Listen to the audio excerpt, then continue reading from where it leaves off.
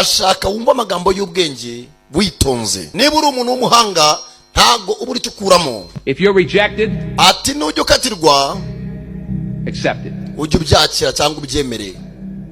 If you're unloved, nimba udakunzwe, let go. ibyo ujye ubyibagirwa nabire kubigende. If they choose someone or something over you, nibagira umuntu bakurutisha cyangwa ikintu bakurutisha, move on. ujye ukomeza ubuzima ntugacika intege. Not everyone you love will stay. ntago ari buri ukunda wese ngazaguma mu buzima bwawe. Not everyone you trust will be loyal. nta nubwo ari buri muntu wese wowe wizera kazakubera umunyakuri. ushaka n'umugore umwizeye ejo ukamufatana n'abandi bagabo. I don't care about losing people who don't want to be in my life anymore. ati njye sinjyababazwa no kubura abantu batifuza kuba mu buzima bwanjye ukundi. I've lost people nabuze benshi nakundaga who meant the world to me, abo bari basobanuye isi kuri njye, and I'm still doing just fine. kandi ndacyameze neza. Do not follow the majority.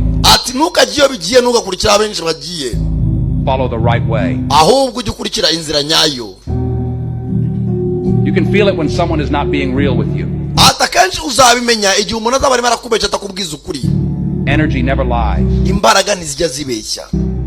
Always speak how you feel iteka ujye uvuga uko wiyumva, and never be sorry for being real. kandi ntukanabyicuza kuba wabwije umuntu ukuri. Give people time. abantu ujye ubaha igihe, Give people space. abantu ujye ubajya kure ubahunge.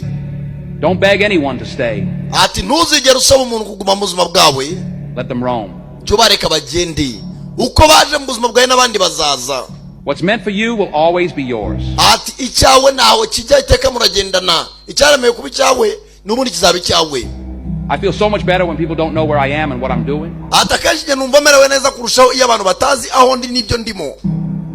You may not be able to control every situation ushobora kuba utakontorora buri situwasiyo yose urimo and its outcome, hamwe n'ingaruka zayo, but you can control your attitude and how you deal with it. ariko ushobora gukontorora imibereho yawe n'uburyo ububayemo.